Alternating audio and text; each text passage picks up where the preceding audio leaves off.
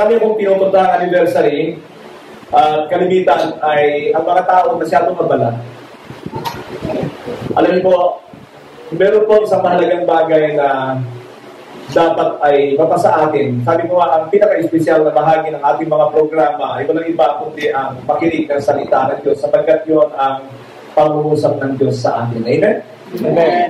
So, pwede bang hingin na tuloy natin yung mga upuan dito para hindi ako malayo nakatingin. Sige po, punta kayo dito para lahat ng nagmamahal sa Panginoon dito kayo. Yung mga hindi, nagmamahal na lang kayo dyan.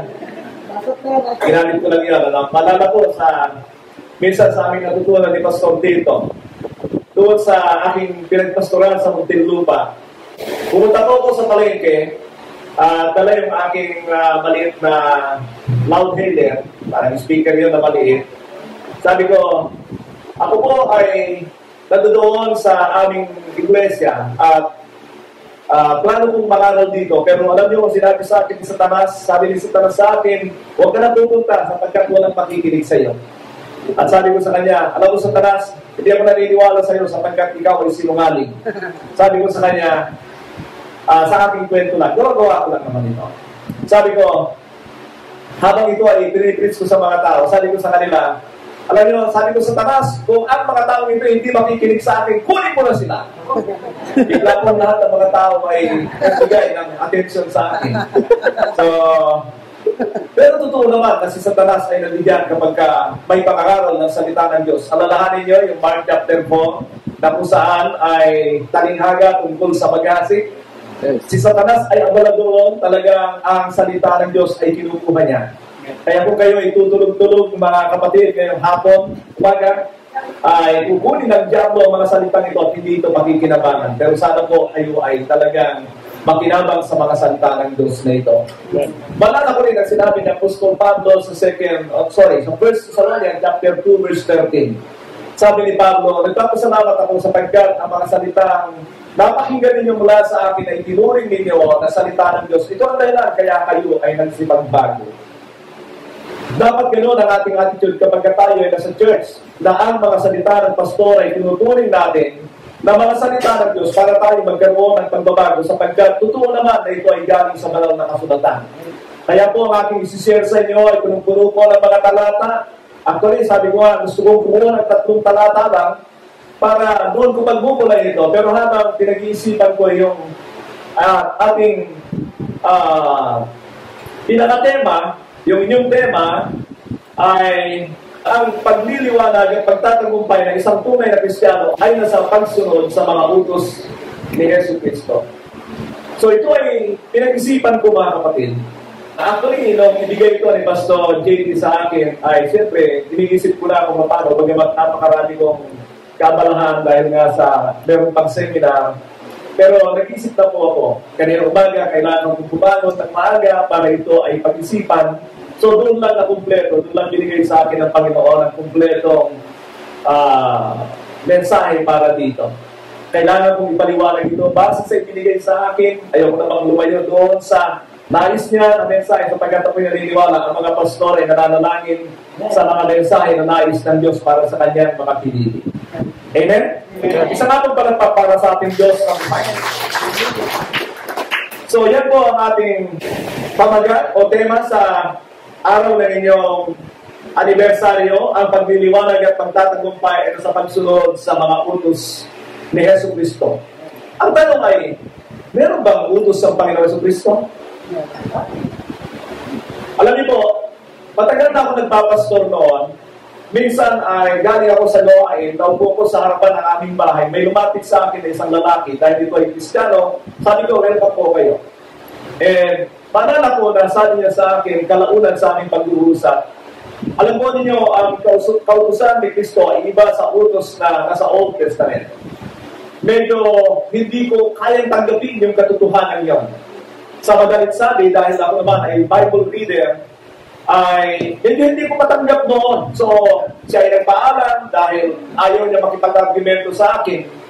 Pero, nitong mga panahon na nakikita ko sa Biblia na iba talaga ang mga utos ng Panginoon Kristo sa mga utos na ibinigay ng Diyos sa pamamagitan ni Moises. ay pinag-aralan ko po ito. Hanggang sa ito ay ginamit namin sa aming mga Bible study groups. At sabi ko, no, umabot na sa mga nasa 40 mahigit, ay sabi ko, maaari itong gawing libro. Tumutok ako sa pag-aaral sa mga utos na ito ng Panginoong Kristo na ibang-iba kaysa sa mga batas ni Moises. Sana po ay unawain ito. At doon ay naging libro ang aklat na ito. At yan po ay ginagamit ngayon at yan po yung mga tinuturo ko sa mga online. At hindi lamang yan, kundi maging sa mga face-to-face. So maraming churches, mga kapatid, ay walang kinalaman, walang alam, walang kaisipan tungkol sa mga batas ni Kristo. Kaya ang mga iglesia nito ay nagtutuon pa rin sa pinaghalo-halo, kundi man ay nababanggit din ng kaunti ang mga batas ni Kristo, pero hindi sila nakapokus doon. Ang mahirap ay ganito, sapagkat kapag pinag-usapan ang tipan ng Diyos sa lumang tipan at ang tipan ng Diyos sa pamamagitan ni Kristo sa bagong tipan, ay hindi mo yan pwedeng paghaluin. Katulad yan ng isang tao o kontraktor sa dalawang tao o isang tao na nagpatayo ng bahay. Ginagamit ko ito para maunawaan nyo ang katotohanan nito. Yung bahay ng isa ay, sabihin na natin, bungalow. At gumawa sila ng kasulatan, ano ang mga specifications nito, ano ang kanyang gagawin, hanggang sa ito ay matapos. Samantala, sabihin ko na yung may bahay na ito ay magpapatayo ulit ng isang bahay pa na 4 na palapad. Sabi ng dalawang ito, well, gagawa tayo ng kontrata para din doon sa bahay na yun. Sa tingin niyo, ano ang mas mahal? Yung bungalow o yung 4 na palapad? Sa simpleng kaisipan ay mas matindi yung 4 na palapad na yun. Pero, sabi ng kontraktor, pwede ba ganito? Kapag pabor sa akin, ay kunin ko mula dito sa kontrata para dito sa bungalow, at kung pabor sa akin, ay kukunin ko para doon sa 4 na palapad. Sa tingin niyo, papayag ba yung may-ari ng bahay na yon, mga bahay na yon? Siyempre hindi. Bakit? Kasi, pinipili lang niya kung ano yung pabor sa kanya sa dalawa. At maraming ganyang Kristiyano. Kung ano ang pabor sa kanila sa mga tipan ng Diyos, sa Old Covenant, at sa New Covenant, ay yun ang kukunin nila. At ganyan ang nangyayari sa maraming iglesia. Hindi nila talaga na-distinguish kung ano ang kaibahan ng dalawang ito. Na hindi mo talaga sila pwedeng paghalu-haluin. Yan po ang mga ilang bagay na natutunan sa akin ng inyong pastor. Palagay ko, at sana po ay ituloy po ninyo ang pag-aaral dyan sapagkat wala akong panahon ipaliwanag sa inyo ang lahat ng mga yan. Sabi ko nga kahapon, ang Panginoon ay gumugol ng mahigit 3 kalahating taon para ituro ito sa mga alagad. Hindi pa ito sapat sapagkat magaganap lang yan kapag dumating sa mga tao ang banal na Espiritu. Meaning mga kapatid, ang mga batas ng Panginoon Jesucristo ay hindi mo magagampanan. Una sa lahat, ganito. Alam ba ninyo na ang mga batas ni Moises ay hindi nagampanan ng mga Israelita kaya sila ay nasa ilalim ng sumpa. Dahilan nito para maraming pagkakataon na sila ay pinapadala ng Diyos sa paggabihan sapagkat sila ay hindi nakakatupad sa mga kautusan ng Diyos. Yan ay nasusulat sa Galatia 3:10 na sinabi doon na dahil sa kautusan ang lahat ng tao ay nasa ilalim ng sumpa. Dumating ang Panginoon at sa kanyang pagdating siya ay nagbigay ng mga utos na kapag sinasabi niya ay narinig ninyo nung una, sinasabi niya tungkol sa mga ilan sa mga batas ni Moises at pagkatapos ay sasabihin niya, ngunit ngayon ay sinasabi ko sa inyo. Halimbawa ay tungkol sa pagpatay. Nasasabihin niya, narinig ninyo nung una, huwag kayong papatay. Subalit sinasabi ko sa inyo ngayon na sino man may galit sa kanyang puso laban sa kanyang kapatid ay pumapatay na. Narinig ninyo nung una, huwag kayong pangalunya. Subalit sinasabi ko sa inyo ngayon na sino man may pagnanasa sa isang babae sa kanyang puso ay nangangalunya na sa babae niyon. Kung kayo'y mag-aayuno, huwag kayong tumulad sa mga kapagpaimbabaw. Ang mga kapatid, dito ay makikita nyo na ang Panginoon ay nagbibigay ng pagkakaiba sa lumang kautusan sa pamamagitan ni Moises at sa bagong kautusan sa pamamagitan ni Kristo. Pero ang punto ko rito ay maraming iglesia hindi ito pinagkabalahan. At hindi po ako nagtataka sapagkat ako'y naging biktima ng bagay na yan hanggang sa natutunan ko ang bagay na ito sapagkat wala akong may ibang puhunan, ano man ang aking sasabihin, pero nagbigay din ako ng pagnanais na malaman ng katotohanan. That's why I have been reading my Bible. Na katulad ng sabi ni Pastor Tito, na siya ay umabot doon sa 60, though he was a leader, my leader at one time, and then later on, I continued to seek the Lord. Yun na ang mga ilan sa mga ginawa ng Diyos sa aking buhay, yung mga sinabi niya kanina. Because our God is a rewarding God. He rewards those who diligently seek Him. Doon sa mga masipag, tingnan niyo ang inyong katabi. Masipag ba yan na maghanap kay Lord? Ba't hindi kayo makalimon sa katabi niyo? Tingnan niyo ang inyong katabi. Alam niyo mga kapatid, sabi nga natin palagi na ang Diyos, walang mawawala sa Kanya kung wala tayo. Pero kung wala ang Diyos sa atin, walang kwenta kahit buhay pa tayo ngayon. Amen? Amen. Walang kwenta. Nakita nyo ang mga mayayaman sa mundong ito na namatay, na wala silang nadala kahit kailan. Why? Because they don't have God in their lives. Some of them were religious, pero wala ka rin nangyari. Sapagkat ang nais ng Diyos ay mahalin natin siya ng buong puso at kaluluwa. Ng buong buo. Amen. Sino dito nagmamahal sa Panginoon? Amen. Sino dito ang sumusunod sa mga batas ni Kristo? Amen. Sino dito ang nakakalam sa mga batas ni Kristo? Amen. At one time, mga kapatid, nung inons yung aking isa sa mga libro, ito yata yung pangatlong libro, binigyan ako ng aking publisher ng 5 kopya. Sabi niya, ipamigay mo ito sa mga tao. Pero sabi ko, bago ko ito ipamigay, kailangan ay magkaroon na po ng pa-contest. So, dala yung 5 aklat na yun. Sabi ko, ako po ay magbibigay ng libro sa inyo sa sino man makakasagot sa mga itatanong ko. At ang unang tanong ay ito. Ano ang unang utos ng Panginoong Jesucristo? Sino ba nakakalam? Maliban sa aking mga kasama. Ano ang unang utos ng Panginoong Jesucristo? Magsisi lang. Huwag ka magsisi ng kalahating puso. Wala yun. Ako, tama yun. Pero ibig ko sabihin mga kapatid, kung kayo nandun sa seminar kahapon, malalaman ninyo na may mga pagsisisi na hindi tinatanggap ang Diyos. Magsisi. Ganito ang sabi ng Mateo 4:17. From then on, Jesus began to preach saying, repent, for the kingdom of God, kingdom of heaven is at hand. Magsisi kayo sapagkat dumating na ang paghahari ng langit. That is the first public word of Christ. Kung siya'y pumasok sa ministry at the age of 30. Yun ang unang sinabi niya. At akala natin, hindi yung utos. Pero pag binasa ninyo ang Acts 17:30, ay sinabi doon na matagal na pinalagpas ng Diyos ang katigasan ng mga ulo ng tao, subalit ngayon ay pinag-uutos niya sa lahat na sila'y pagsisi sa kanilang mga kasalanan. Ano ba ang pagsisisi? Baka hindi kayo nagsisi ng tama. Katulad ng sabi ko, may 3 uri ng pagsisisi sa Biblia. At ang pagsisisi na nais ng Diyos ay yung magkaroon ka ng connection sa Kanya. Pag nakita ng Diyos na tama ang iyong pagsisisi, ikaw ay makabilang sa Kanyang pamilya. Pero natin, yan ay makikita sa pamumuhay mo later on. Bakit maraming Kristiyano nagsisi, subalit walang nangyari? Sapagkat ang pagsisisi ay hindi katulad ng sinasabi ng Biblia, na kapag ikaw ay nagsisi ng totoo, ay magdidesisyon kang sumunod sa Panginoon. Hindi ka maaalis sa kasalanan hanggang hindi ka mag-decide na sumunod sa Panginoon. Have you ever done that in your life, mga kapatid? Wala nang makasagot.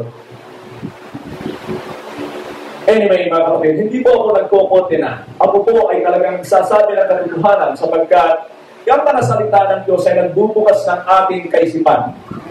Alam nyo, sa tuwina na ang Panginoon ay pupunta sa karamihan ng tao at nagsasalita, nag-challenge ang mga tao. It's either nakamuhian ng Panginoon o kaya ay tanggapin nila ang salita ng Panginoon para sa kanilang pagbabago. Can you say amen? Amen. Ang mga nagmamahal sa Panginoon ay tinatanggap nila ang salita ng Panginoon bilang ahente ng pagbabago sa kanilang buhay. Lahat tayo, sabi ng Biblia, ay nagkasala. All have sinned and fall short of the glory of God.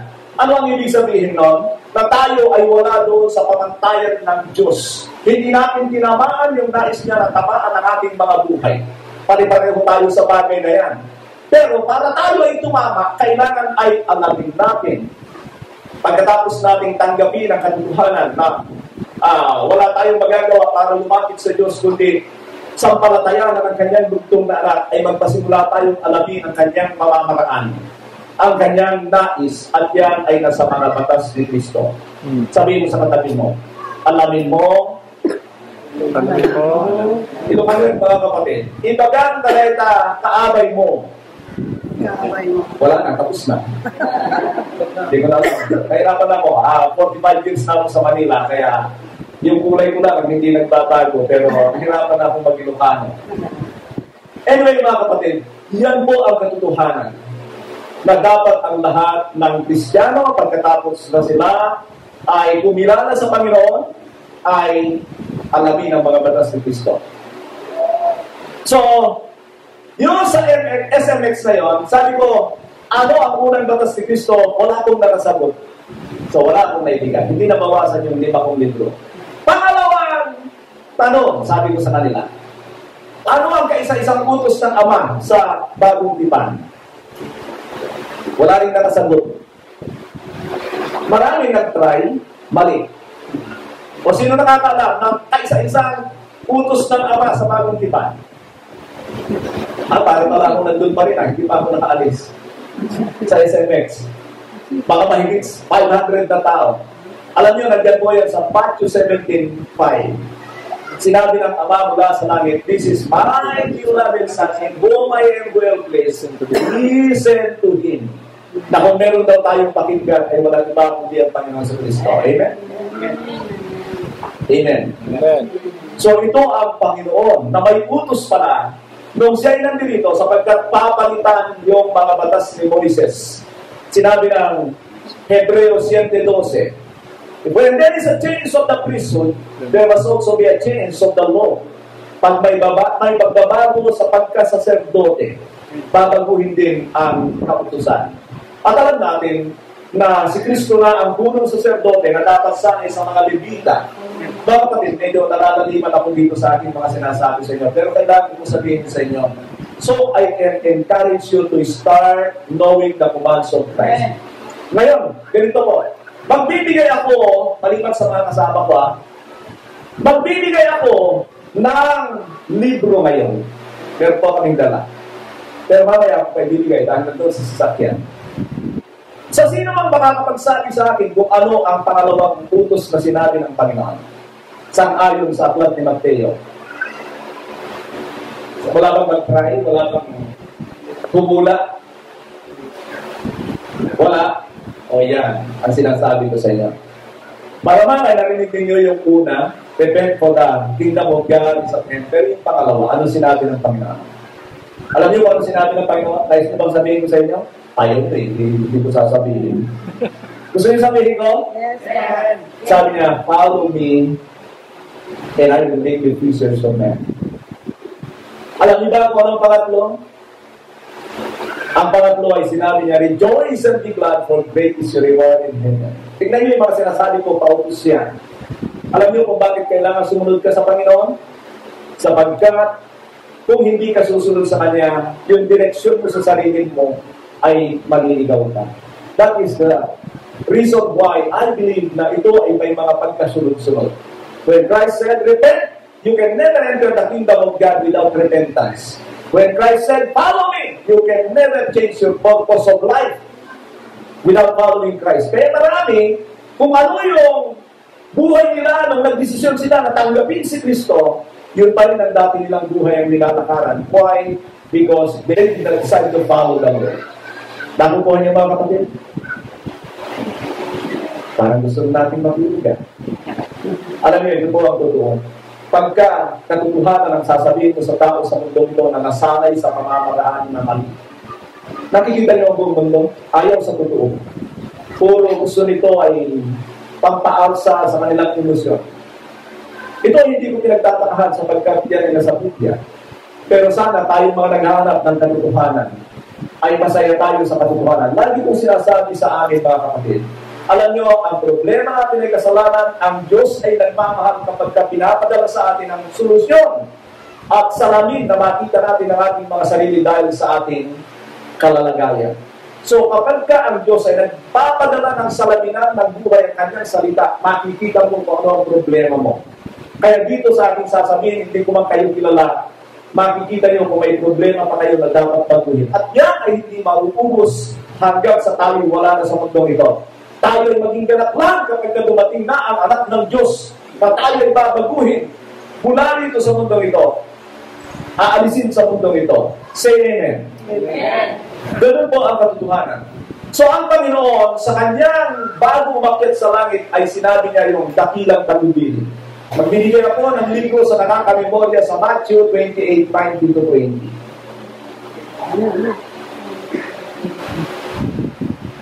Akala ko na-post ko na eh. Wala nga. So, sorry. Meron pa mamaya. Ito po yung Great Commission.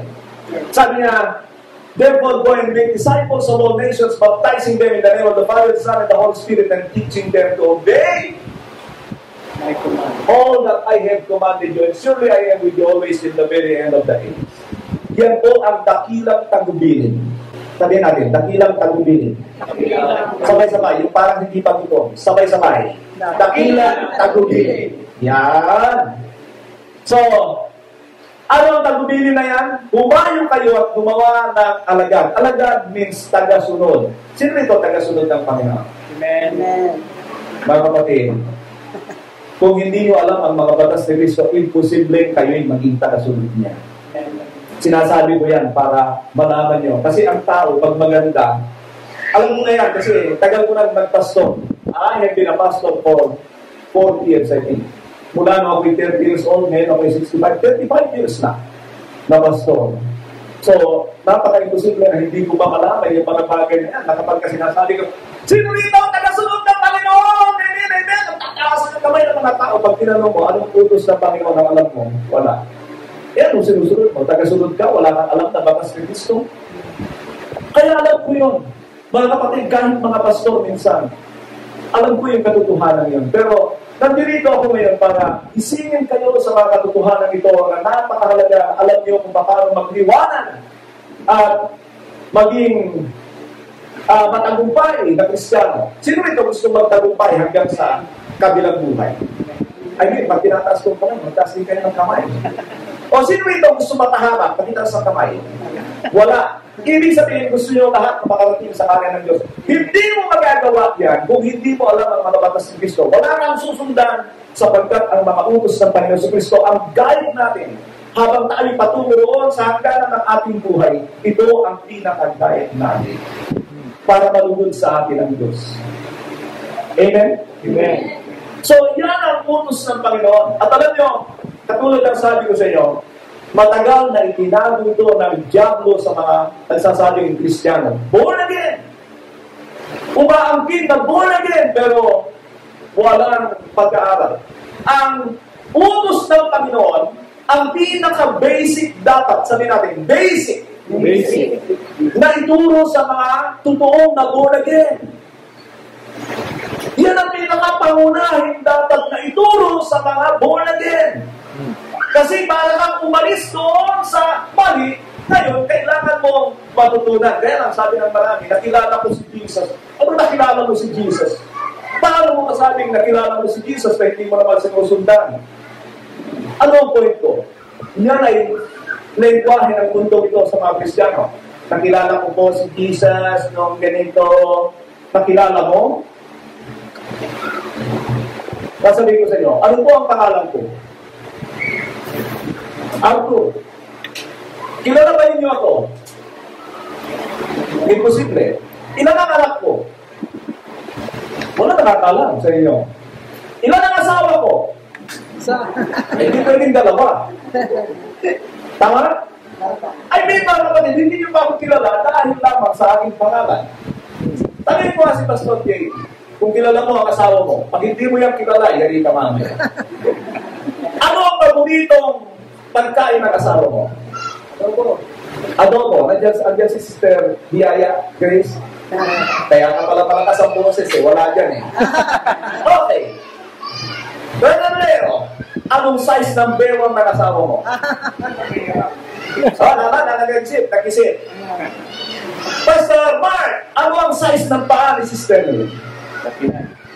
Tama lang? Sumasang-ayon ka lang yata, mamaya na ang kulot Mamaya na ang kulot. Oo, 39 ka dyan, 41 yan. Mukhang malaki Nagpapakita ko sa inyo ng halimbawa na knowing something from anybody ay hindi nakakahulugan na kilala mo siya. Alam niyo ba ang ibig sabihin ng new kilala sa Biblia? Sapagkat sabi ng John 17:3, ito ang buhay na walang hanggan na makilala ka nila na iisang Diyos at si Yesu Cristo na iyong isinugo. Ang ibig sabihin ng makilala sa Biblia, sa lengguwahe ng Diyos, ay yung katulad ng relasyon ng mag-asawa. Kaya kung tinanong yung mga mag-asawa, ganito ang sabi ng Matthew 1:25, and Joseph never knew, hindi nakilala ni Jose si Maria hanggat hindi ipinapanganak ang sanggol na pinangalanan nga niyang Jesus. Ano ibig sabihin nun? Hindi ginalaw ni Jose si Maria. There was no intimacy hanggat hindi may panganak ang Panginoon. Samantala sa chapter 5 ng Genesis, sinabi doon, Adam knew his wife Eve and she conceived. Ibig sabihin, nandun sa malapit na relasyon. Hindi yung distant relation. Kaya marami hindi nakakapagtiwala sa Panginoon sapagkat malayo ang kanilang relasyon sa Panginoon. Hindi nila kilala ang Panginoon. Alam nyo, kapag ka nakilala nyo ang Panginoon, mahirap kang palayin sa Kanya. Mahirap kang palayin sa Panginoon. Katulad ka ni Pedro na sinabi ng Panginoon nung tinabi niya sa Panginoon, makinig kayo. Nung umalis yung marami sa Panginoon dahil mabigat ang sinasabi ng Panginoon, John chapter 6 ito. Sabi ng Panginoon sa 12, kayo, hindi ba kayo aalis? Magulat. Tingnan nyo, hindi maghahabol ang Panginoon sa mga walang interes sa Kanya. Hindi maghahabol ang Panginoon nung umalis yung nakakarami. Dahil ang bigat daw magsalita ng Panginoon, pinuntahan yung 12. Kayo, hindi ba kayo aalis? Alam niyo ang sagot ni Pedro? Lord, saan kami pupunta na sa iyo ang salita ng buhay? Sabihin natin, salita ng buhay. Salita ng buhay. Yun ba ang hinahanap niyo sa Panginoon? O blessing? Salita ba ng buhay? Alam niyo yung blessing ng mundong ito, blessing ng Old Covenant. Yung mga material na bagay, hindi yan ang blessing ng kay Kristo. Ang blessing ng kay Kristo, pakinggan ito. Number 1, ikaw ay taglay mo ang Espiritu ng Diyos at ikaw ay nagiging kasangkapan ng banal na Espiritu. Tingnan niyo yung katabi niyo. Mukha ba niya may Espiritu ng Diyos? That's the first thing. Pangalawa, ikaw ay unti-unting lumalaya sa kasalanan. Pangatlo, ikaw ay nahuhubog sa wangis ni Kristo. Naku, mukhang kakaiba itong mga sinasabi ko Yan ba ang mga blessing na tinuturing ninyo? O blessing na material na bagay? Aba, mahigit ang pinagpala yung mga unbeliever sa atin. Ang daming mayayaman na walang pagkilala sa Diyos. Sugarol, babaero, lasengko, alamura, lahat. Ginagawa nila ang mali, pero ang dami lang pag-aari. Pag binasa nyo ang Psalm 73, ganyan ang kinaiingitan ng mga Old Covenant. Mas maraming ari-arian ang mga sasama. Pero hindi yan para sa atin. Tayo ang kakontentuhan natin ay ang Panginoon sa Kristo. Amen. Thank you sa apat. Ang kakontentuhan natin ay ang Panginoon sa Kristo. Ang kanyang presensya. Mga kapatid, alam nyo, ito ang problema ko sa maraming Kristiyano sapagkat ang presensya ng Panginoon para sa kanila ay yung tumatayo ang balahibo ng kanilang katawan. That's not the presence of God. That can be emotional. Alam mo na sa iyo ang Diyos kung meron kang conviction na gawin ang tama. tingnan nyo ang Panginoon sa Hebrews 1:9. Hebrews 1:9. Because of the presence of God, the Lord is obedient to the Father. Kaya niyang sundin ang sinasabi ng Ama. So, balik tayo dito mga kapatid. I am trying na hindi kayo puputunin hanggang alam mo na email ka. Sama ng tingin nyo sa akin, ha? Alam mo na email ka, alas 12 na, oh my God. Pwede ba ituloy natin mamaya? Kakain muna tayo? Pwede pa. Ha? Pwede pa. Pwede. Sino gusto? Ako po. O, tapusin na natin. Tapusin na? 2 minuto na lang. O, kakain muna tayo. Babalik pa kayo? O, hindi na? Hindi ko lang. Tuloy ko lang? Tuloy na? Okay. Alam niyo, magbigay ako sa inyo ng kwento mula sa lumang tipan na ito ang nangyari. Sabi niya, sinabi ni Samuel, akala mo ba higit na magugustuhan ni Yahweh ang handog kahit nahain kaysa sa pagsunod sa Kanya? Mas mabuti ang pagsunod kay Yahweh kaysa sa paghahandog ng mga pakikinig at higit na haing taba ng tupa. Alam niyo ang ibig niya sabihin? During that time, si Saul ay inutusan para lipulin si Agag lahat ng kanyang mga pag-aari. Ang kaharian ni Agag. And si Saul, hindi niya ginawa. Nag-obey siya partially. Sabi natin, partially. Ano ang ginawa niya? Nag-iwan siya ng mga matandamang hayop. At nung siya kumprontahin ni Samuel, ay sabi ni Samuel, ginawa mo ba ang itinapagawa sa iyo ng Diyos? Hari ito. Sabi ni Saul, oo, ginawa ko lahat, tinupad ko lahat. Ano yung narinig ko? Na ano? Mga tunog ng hayop. Sabi niya, anong tunog? Tumunog yung kambing. Sabi niya, ano yun? Ay, kambing, hahantog ko yun. Mataban. Sabi ng kalabaw, oo nga. Sabi niya, hindi mo ginawa. Ito yung sinabi ng propeta sa kanya. Akala mo ba matutuwa ang Diyos sa hindi mo pagsunod sa lahat? No, itong karakter ng Diyos na ito, na gusto niya tayong sumunod, ay pinapakita nito. Ganun pa rin ang Diyos na nagbigay ng mga batas. Tingnan ito mga kapatid, kapag ka magulang ay may itinatagubilin sa inyo at hindi nyo ginagawa, anong gagawin ng magulang? Nagagalit. Kung inulit niya ng 4 na beses bago siya umalis, anong gagawin niya pagbalik niya? Oy, yung sinabi ko sa iyo, ay, tandaan mo ito. Huwag mong kalilimutan. Pag ganyan na ang tunog ng magulang nyo, gawin mo na. Pero ang Diyos gusto niya yung may pagsunod na may pag-ibig. Amen? Alam niyo, pag napipilitan ka lang na sundin ng Diyos sa ngayon kay Kristo, walang kwenta yan. Yan ay binabanggit sa 1 Corinthians 9, I think 13-12. Masa ganyan, chapter 9, hindi ako magkakamali sa chapter, na sinabi niya, kung napipilitan lamang ako, sabi ni Pablo, sa aking mga ginagawa, wala akong gantimpalang tatanggapin mula sa Diyos. Ano ang ibig sabihin nun? Ang nais ng Diyos sa akin, taglay ang Espiritu niya ay maging masunurin sa Kanya ng may pag-ibig at pagpapasako. Ganun ang nais ng Diyos. Now, tandaan niyo ito mga kapatid, hindi natin masusunod ang Panginoon hanggat wala tayong Espiritu ng Diyos. Hanggat hindi tayo nabuborn again.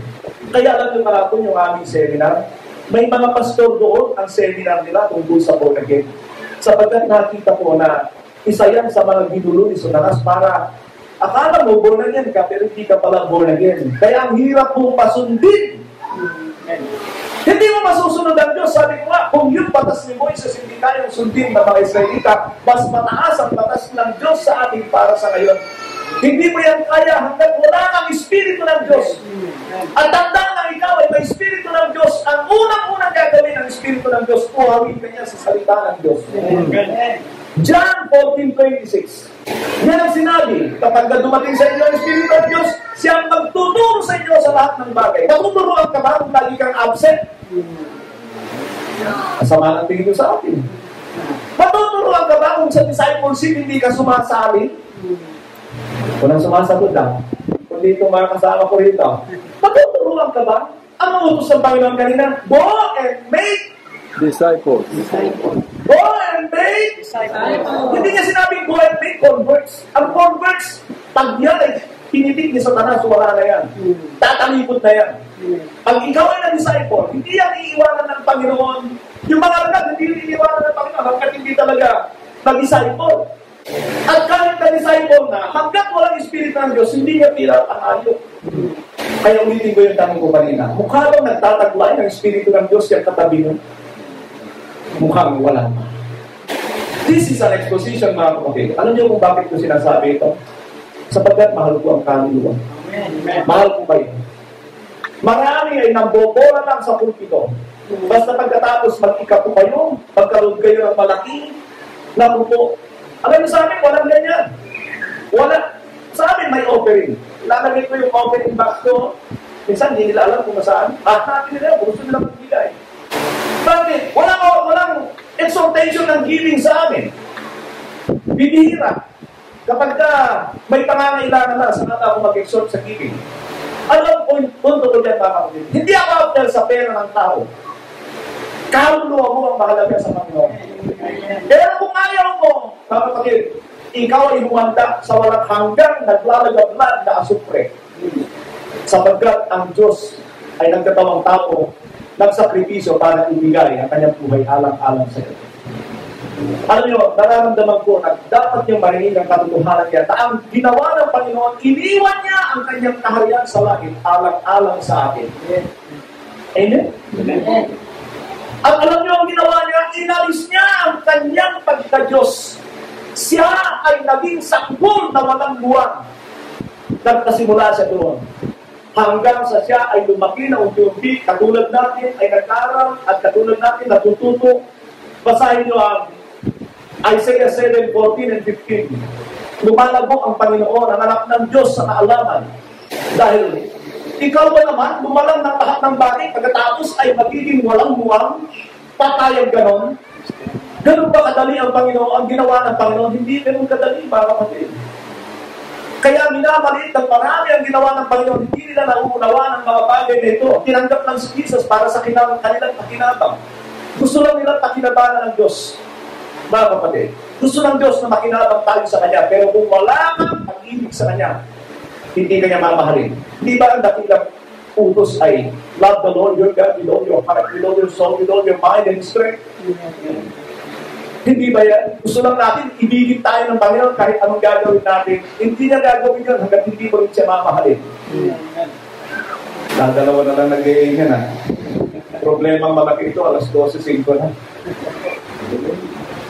So, ito yung sinasabi ko sa inyo kanina, na iba yung batas ni Moises sa batas ni Cristo. Sabi niya, though I am not free from God's law, but I am under Christ's law. Tayo na sa New Covenant ay sakop ng mga batas ni Cristo. Makinig kayo dito, mga kapatid. Isang sikreto na para lang sa akin dito. Maraming churches hindi alam yan. At kapag sinabi nyo ang mga batas ni Cristo, katulad ko sila ng araw na tinatanggihan ito. Hindi. Nandun sila sa mga batas na ibigay ng Diyos sa pamamagitan ni Moises sa mga Israelita. Kaya, ito ay pag-ibig ng Diyos sa inyo na dinadala dito ang pagkaunawa tungkol sa kahalagahan ng mga batas o utos ng Panginoon sa Kristo. Ito yung sa pantalata na nagsasabi, magtulungan kayo at magbuhatan ng pasanin bawat isa sa gayong paraan ay matutupad din niyo ang utusan ni Kristo. Meaning, it's love for human. It's love for God, it's love for human. Pero, itong mga talatang ito yung una kong end para sa ating mensahe. Makumbinsi. Kumbinsido ba kayo na may mga batas si Kristo? Pagitaas ang kamay. Amen. Balik na rito kasi may mga hindi nagtataas ng kamay. Lahat na may sakit sa kilikili, magtaas ng kamay. Wala. Okay. Kumbinsido ba kayo na may mga batas si Kristo? Amen. Pagitaas ang kamay. Okay, amen. So, ang dami dyan, mga kapatid, na mga talata, ayan o, pinapatunayan ko na may pangako ang Diyos sa lumang tipan at ito ay natupad sa pamamagitan ni Kristo. May pangako ang Diyos sa lumang tipan, sa mga propeta, may katuparan sa bagong tipan na sinasabi ng mga apostol. At ito, tingnan nyo. Sabi nga, nung una'y nagsalita sa atin ng Diyos sa ating mga ninuno sa iba't ibang panahon at sa iba't ibang paraan sa pamagitan ng mga propeta. Ngunit sa huling araw na ito, alam niyo ba kung kailan nagpasimula ang mga huling araw? Kailan? Sa panahon na dumating ang anak ng Diyos at nagministeryo. Panahon na dumating ang banal na Espiritu. Doon nagpasimula ang mga huling araw. Alam niyo ba kung nasaan na tayo sa panahon natin? Dulo ng mga huling araw. Dulo! Sabihin mo sa katabi mo, dulo! Dulo! Nandun na tayo sa talagang dulong-dulo na tayo. Ewan ko kung nararamdaman nyo ang mga ganapan dito dahil sa Manila, madali lang namin makita yung mga news. Pero ito mga kapatid ang sasabihin ko sa inyo, ang nakikita ko sa Biblia na palatandaan, bago dumating ang Panginoon, magkakaroon ng digmaan ng Third World War. At alam niyo ba kung ilan ang mamamatay base sa sinabi ng Biblia? 1/4 ng 2.8 billion. Nangangahulugan na 2 billion. Ilang milyon ang Pilipino? 110, 115 billion lang. I-multiply mo yan ng 1,000. Yan ang billion. Pero ibig sabihin, Pastor, 1,000 na populasyon ng Pilipinas ang doble ng mamamatay sa simbahan ito. Nakikita ko ito sapagkat wala namang panahon na katulad sa bagtak sa ating kapanahunan, mga nuclear war, na anytime may maaaring mangyari. Mga kapatid, ayaw ng tao na mangyari yan, pero sinabi ng salita ng Diyos.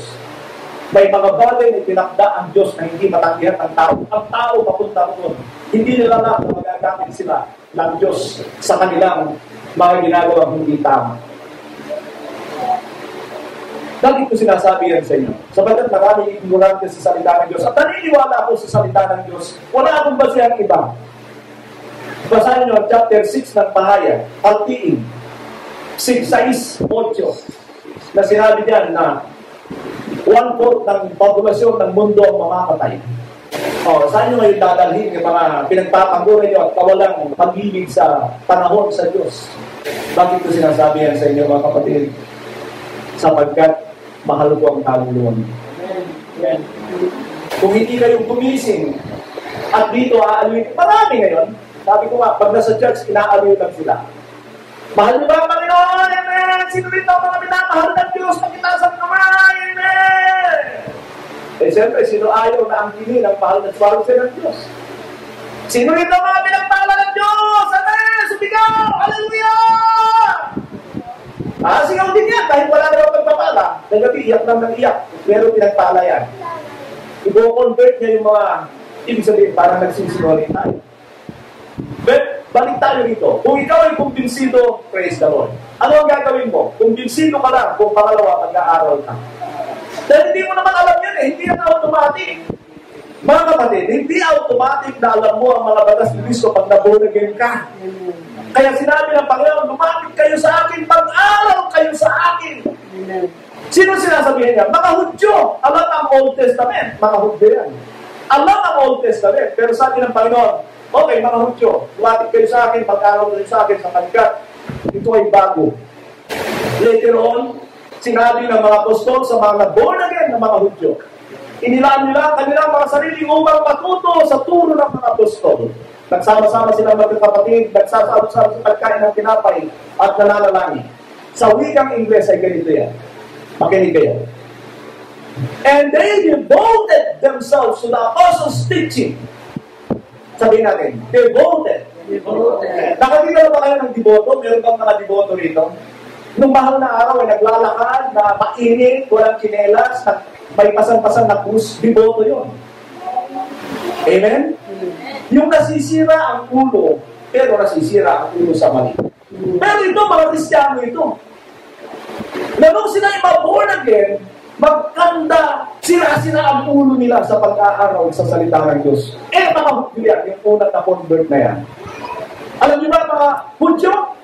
Sinong 13 dito? 13. Ikaw ba, ilang taong ka na? Ilang sa likod mo? Ilang taong ka na? 11? Ano dito? Ikaw na lang. Ipagpalagay natin, total, mukhang mature naman eh. Makinig kayo mga kapatid. Ginagawa ko ito para hindi kayo gutumin at hindi kayo matulog. Okay, ito 13 years old. Alam niyo ba kung ito ay Hudyo? Alam niyo ba na ang mga Hudyo ay takawin natin, di ba? May ganito ang buko. Asia yun. Asia yung Israel. Bahag yun ng Asia. Naniniwala kayo? Pagkatapos, ang ating mga nasa bahay ay mukha ng European. Niloloko tayo eh. Alam niyo ba yung 30 years old? Memoryado nun ang Genesis, Exodus, Leviticus, Numbers, Deuteronomy. 5 aklat ng Biblia. Ano yung pastor? Yung title? Hindi! Yung laman! Pag edad niya ng 13, kabisado niya na yung 5 aklat na yun. Ganun ang mga Hudyo. Yan, seremonyahan nyo. Ay magme-memorya na ngayon ng aklat ng mga history. Okay. Pagdating ng 18, alika. Ilang taon ka na? 18. Tamang-tama. Alam mo, nakalimutan kita agad, hindi ko sinabi, anak ako ng pastor. 18 years old. Na-memorya niya ang Genesis, Exodus, Leviticus, Numbers, Deuteronomy. Nag-memorya ng Joshua, Judges, Ruth, Samuel, Kings, Chronicles, Ezra, Nehemiah, Esther. Hindi yung pamagat na katulad ng sinasabi ko. Mga laman ng Biblia. Seremonyahan yan. Ibig sabihin, mag-memorya ka na ngayon ng mga poetry. Ayan. Pag-edad ng 30, sino na edad 30 yan? I mean, bago ba yun, memorial niya na Job, Psalms, Proverbs, Ecclesiastes, Song of Songs. Ang tawag dyan ay poetry. Pagkatapos ay seremonyahan yun, at sa edad na 30 ay na-memorya niya ang Old Testament. Prophets, Isaiah, Jeremiah, Lamentation, Ezekiel, Daniel, Jose, Noel, Ramos, Banya, may kanamong Habakuk, Haggai, Sepanya, Sikaraya, Malakay. Pinilisan ko lang para hindi halata. Yan. Kaya ang Panginoon, edad na 30, kabisado niya ang Biblia. Amen kayo? Kaya pag lumalabas yan, wala siyang dalang Biblia. Dahil tago ang kanyang buhay, iniingatan niya yung tagong buhay niya. Hindi yung pumunta sa church, may dalang Bible, hindi naman binasa sa loob ng isang linggo. Ba't ka natatawa, sister? O natataitag ka? Ganon tayo. Ngayon, itong mga nabunan na ito, ay mga Hudyo ito, nakakahulugan, alam na nila ang Old Testament. Pero, ngayon taglay na nila ang Espiritu ng Diyos. Masarap na ang mag-aral sa kanila. Sabi mo sa katabi mo, ulitin ko. Ngayon, dahil taglay na nila ang Espiritu ng Diyos, masarap na ang mag-aral sa kanila. Tanungin mo yung katabi mo, sabi mo lang. Tulungan mo lang, ha? Mag-aaral ka ba ng salita ng Diyos?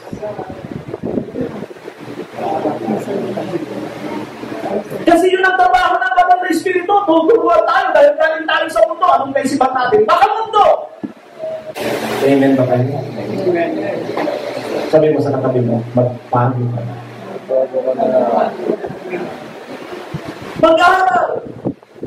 Grow in the grace and the knowledge of the Lord Jesus Christ.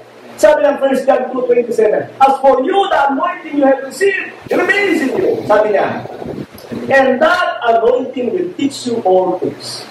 Meaning the Holy Spirit is the anointing. Spirit of anointing. He will teach you about everything. Kaya lang, kung tamad ka, hindi ka tuturuan ng Banal na Espiritu. At kung hindi ka sumusunod sa conviction mo, bakit? So yan ang pangalawa. Ano yung una natin? And makumbinsi. Isa na lang ito. Makumbinsi. Sabihin natin, sabay-sabay. Sabay-sabay. Makumbinsi. Pangalawa? Mag-aaral. Hindi yung kumbinsido ka lang. Parang ang born again na nakumbinsi, pero convince, pero hindi convert. Maraming gano'n. Convince. Ay, naniniwala ko dyan sa born again, pero hindi siya convert. Naniniwala lang siya. Maraming nag-a-attend kaya ng gano'n. Kaya nasa church, hindi mo makita na born again kasi convince siya na maganda. Pero hindi na-convert. Walang Espiritu ng Diyos. So, pangatlo, Ano susunod na mangyayari sa iyo? Taglay mo ang salita ng Diyos, taglay mo ang Espiritu ng Diyos. Ang sabi ng Panginoon. Muling nagsalita si Jesus sa mga tao. Sinabi niya, ako ang ilaw ng sanlibutan. Ang Ang sumusunod. Sabay-sabay. Ang Sumusunod. Isa pa. Sumusunod. Dalawa. Sumusunod. Tatlo. Apat. Lima. Anim. Pito. Sabi sa psychology, if you repeat the word 7 times, you will never forget it. Kaya ko pinagulit sa inyo ng 7 beses. That is a perfect number of that. Sumusunod sa akin. Ako ang ilaw ng sanlibutan. Madilim ang sanlibutan. Ang sumusunod sa akin ay nagkakaroon ng ilaw sa kanyang buhay at hindi na lumalakad sa kadiliman. Ano ang lumalakad sa kadiliman, mga kapatid? Lumalakad sa pagkakasala. So yun ang pangalawa, magliwanag. Kayo ay mga ilawan. Kaya sabi ng Panginoon na ikaw, o nauna, sabi niya, kayo ang ilaw ng sanlibutan. Kung isang lunsod na nakatayo si Babang ng Buro ay hindi may tatago. Ganyan din naman. Dapat ninyong paliwanagin ang inyong mga ilaw sa harap ng tao upang makita nila ang inyong mabuting gawa at papulihan ang inyong amang nasa langit. Siya! Sabi ng Panginoon, utos yan, let your light shine before men so that they may see your good deeds and then they may glorify your heavenly Father. So, alam mo na yan. Ano yung muna? Makumbinsi. Makumbinsi. Sabi natin, makumbinsi. Makumbinsi. Pangalawa, Mag-aral. mag-aral. Mag-aral. Mag-aral ka. Sabi mo sa katabi mo, bulati mo ng konti. Pangatlo, natamaan yung kaibigan ko rito hindi kasi nasumasabi sa pag-aaral Sabay na yun kay Sister Eileen. Okay, pangapat, magtagumpay. Sa kanan yan, susunod lang yan.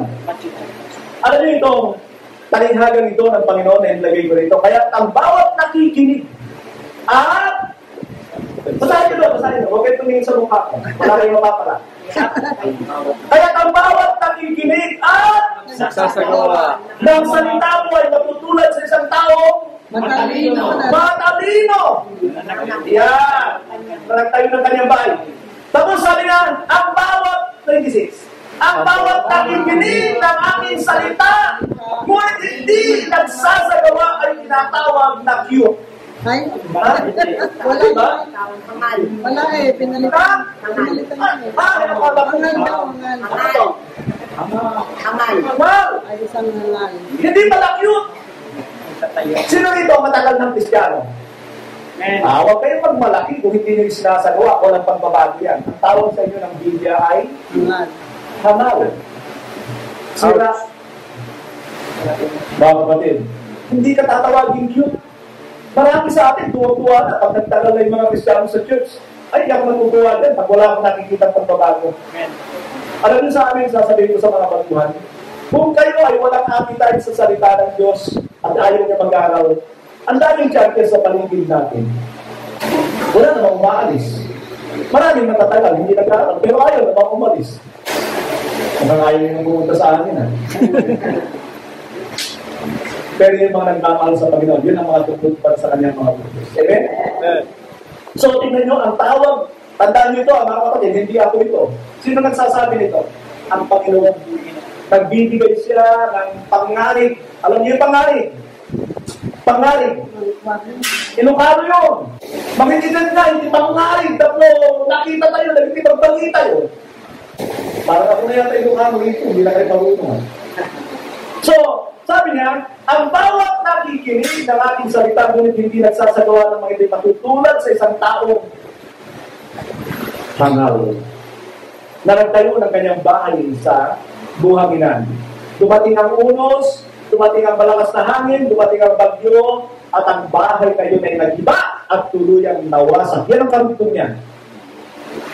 Ibig sabihin, mga kapatid, wala kang tagumpay pag hindi ka masunurin. Sabihin mo sa katabi, oy, wala kang tagumpay hanggang hindi ka masunurin. Sabihin mo sa katabi, Wala kang tagumpay hanggat hindi ka masunurin. So, magtagumpay. Sino ito gusto magtagumpay? Amen. Yan, magtagumpay sa buhay. Sabi pa, Hebrews 1:19. Ito mga kapatid, kwento ko lang sa inyo. Nung nangangaral yung author sa kanila, sabi niya, alam niyo ba kung ano ang uri ng pananampalataya na buhay? Yung may ginagawa. Sumusunod. Yan yung sinabi na, hindi ba ang taong ayaw sumunod pagkatapos ay dahil sa kawalan ng pananampalataya? Pag hindi ka sumusunod, hindi ka mananampalataya. Ikaw ay tinatawag na, ano yan? Mananampalataya. Taya ng loto hanggang ngayon. I mean, mga kapatid, you can never before, hindi ka tatawagin mananampalataya ng Diyos kung wala kang pagsunod. Dahil ang ibig sabihin ng sumasampalataya ay sumasampalataya ka sa mga katotohanan at ito ay iyong isla sa buhay. Magtagumpay. Amen? Amen. Sapagkat tinutupad mo ang aking utos at nagtiis, iingatan naman kita sa panahon ng pagsubok na darating sa lahat ng tao sa mundo. Sino ito? Gusto mo lagi nandulo ng pag-ingat ng Diyos sa Kanya. Amen. Alam niyo ba kung ano mga dapat nating pagtagumpayan? Kasalanan. Sabi natin, kasalanan. Ang sanlibutan. Hindi na tayo makasanlibutan. Tayo ay inabis ng Panginoon doon. Ang kaisipan natin ay nasa langit. Set your minds on things above, not on earthly things. Set your hearts on things above, where Christ is seated at the right hand of God. Mukhang nabibigla kayo dito. Pero sana po ito'y maging challenge sa inyo. Alam niyo, nung nag-umpisa akong magbasa ng Bible, I was 30 years old. 30 years old. At the age of the Lord. Pero tuloy-tuloy yun. Yung first 5 years po na pagiging Kristiyano ng totoo, nabasa ko ang Biblia ng 8 times a year. Dahil naniniwala ko, ito ay totoo sa itang Diyos. Marami sa inyo mas patalino sa akin sa kultura. Alam niyo ba kung ilang taon ako sa high school? 7 years ako sa high school. Alam niyo ba kung ilang taon ako sa college? 7 years ako sa high school. Nakatapos din sa wakas. Minadya ko ng tatay ko. Tuwang-tuwa yung tatay ko. Nakatapos ka na natin. Alam niyo ba kung ilang taon ako sa college? May ID pa ko dito. Kanina nakita ko. Pakita ko sana ID dito. Pogi-pogi. Ayan o. Yan ay nag-college ako 1980. 1987 ito. Hindi pa ako tapos. Meaning mag-8 years na. Hindi ako natapos. Praise the Lord! Bakit?